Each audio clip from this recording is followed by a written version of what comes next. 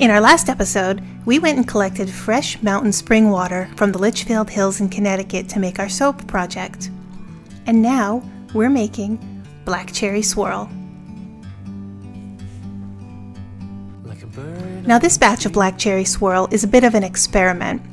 And if you've been making soap for a while, you've probably read about all of the disadvantages and obstacles that might happen if you veer away from the predictable distilled bottled water that normally we use when we're making a batch of soap. So, if we go up and we fetch our own mountain spring water, what really happens in practice as we're making our soap and what are the results? And that's what we're going to show you in this video. Well, the lye reacted with the cold mountain water fairly well enough. There were no violent reactions, nothing outstanding had happened, and thank goodness, the water we took this from was a drinking source, so no aluminum for sure in this water. This recipe is a 5-oil combination. We're using olive oil as the base, and of course, you probably already know that olive oil is rich and moisturizing, and this bar, we're going to craft it into a natural-looking bar. Part of it we won't even color, and the reason for that is because we're really observing this bar over the next 6 weeks to see if we have any kind of noticeable difference as it cures. I'm looking for orange spots, I'm looking for anything peculiar, I'm looking for any kind of inclusions that may form in the bar of soap, so we really want to observe this because this is, of course, somewhat of an experiment. The other thing that we're going to do is we're going to make nice light pastel colors, and then that way we can hopefully see the bar of soap instead of these bright popping colors. So black cherry is a really pleasant smell. It's suitable. It almost smells like food, but we're going to combine this with some nice light purples, and we're going to keep 1/3 of the bar, the natural color that you see right here. Now, black cherry fragrance oil from Crafter's Choice describes its product as having no ricing, no discoloration, and no acceleration. And in my experience, that's pretty much true. It's a very well-behaved fragrance oil. If you notice that the batter starts to look thick at this point, that's because we're using bases of palm and olive oil, and those two oils are harder and they tend to thicken your batter faster. So in some of my recipes, you won't see the trace happen this fast, but that's not because of the fragrance oil in this case. That's because of the oils that we chose. Another thing worth pointing out in this recipe is that you'll notice when I'm adding the mica into the two colors, I'm using more mica than I normally do, and I'm still getting a nice light pastel. These colors aren't too bright. And the reason for that is that our base oils were olive oil and palm, which are already leaning toward the yellows. So we now, on top of putting in our color, we have to combat that yellow to compensate. Typically in a lot of my recipes, I like to use lard specifically because it's nice bright white. I like to use coconut oil because it's a nice white, and that gives you an ability to have a nice clean light canvas before you start your colors. So the expected result in this bar is going to be a sort of a nice matted down pastel swirl. It's not going to be a bright candy color.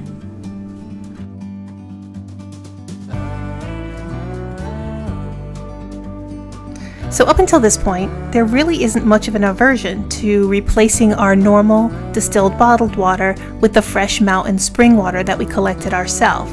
But if you talk to some people, they really stand by the fact that you cannot deviate from distilled bottled water. And I suspect that that has to do with whatever comes out of their tap or wherever they're getting their resource from.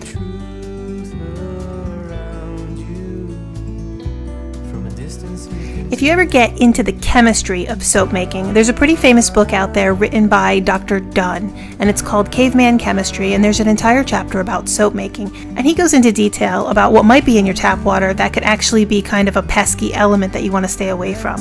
And specifically, he says calcium, iron, copper, and nickel can cause those dreaded orange spots in your finished product after a few weeks that it's been curing. And you can find these in tap water to a small degree, and of course in some places it can be a problem, and in other places they're just trace amounts. So this really does depend on where you live, and you have to experiment with it and see if it's something that works for you. Occasionally you come across people who swear by the fact that they can use their tap water for soap making, and it might very well be true. Another thing you might be interested in if you're considering what kind of waters to use in your soap making project is you might want to know the difference between hard water and soft water. And Put simply, hard waters have more minerals in them. They kind of come from the earth, and that will vary depending on what kind of a water you're using or what's coming out of your tap. If you have well water, you're more likely to have a hard water that can be treated and turned into a soft water. Or if you have city water that's already been treated by a municipal company, it might already come out of your tap pretty soft. And that just means that the minerals have been removed from that water. If you want to change hard water into soft water, then you can boil it down and it can become softer, but that won't necessarily remove the minerals out of your spring water. So why does this make a difference? Well, in soap making, some people claim that when you're using hard waters, you don't really get a terrific lather. What it does is it turns to like a scum instead of a lather on the surface of your water.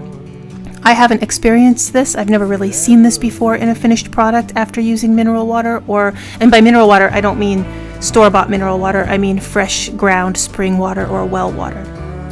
And so I've never seen this sort of scum effect, and the way I imagine it is if you're trying to boil a chicken and you get that fat layer that kind of sticks to the side of your pan, that's what I imagine that would look like.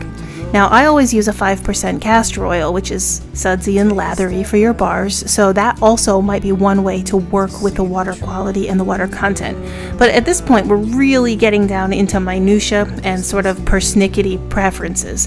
And so this all might be relevant if you are coming from a place with an extreme water condition. And people have tons of questions about what kind of water they can use. Really, at the end of the day, you have to try it and see if you like it.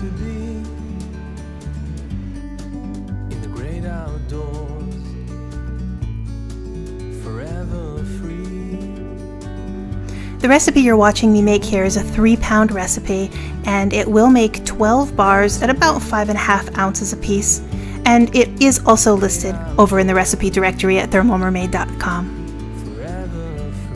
And don't forget, if you want more soap making tips and you like to watch how I make my projects, like and subscribe to this channel so that you can catch the next one that we're working on.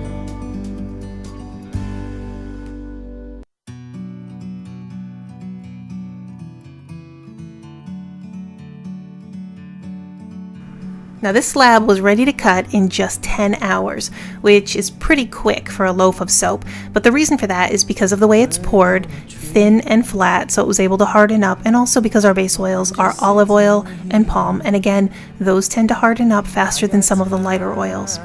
So we've got this slab ready to go, and the first thing that I notice is that the colors have faded much more dramatically than we saw before they had dried. And the camera actually is contributing to this effect, but number one, after only 8 hours, we have a layer of soda ash. Now, this is only going to increase as the weeks go on. In my experience, soda ash really starts to form at its strongest right around the 2-week mark. And this is only after 8 hours we see this nice light layer of soda ash. Now, I have read that some people's experience with mineral water is soda ash to the point of being a nuisance, and that's one of the reasons why they encourage you to avoid it. Now, our mountain spring water may or may not be the reason why we've started to develop soda ash so early, but even so, there are ways we can combat this so that if you do want to repeat a recipe with mountain spring water, you can avoid it. And those types of things are by reducing the amount of water content. We did use a full 38% in this recipe, so we could bring that down to 30%. Another thing that you can do to prevent soda ash is to spritz the top with rubbing alcohol, which is pretty common. And if you still have soda ash after that, you can actually add about 5 to 7% beeswax in your recipe, and that sometimes also combats it.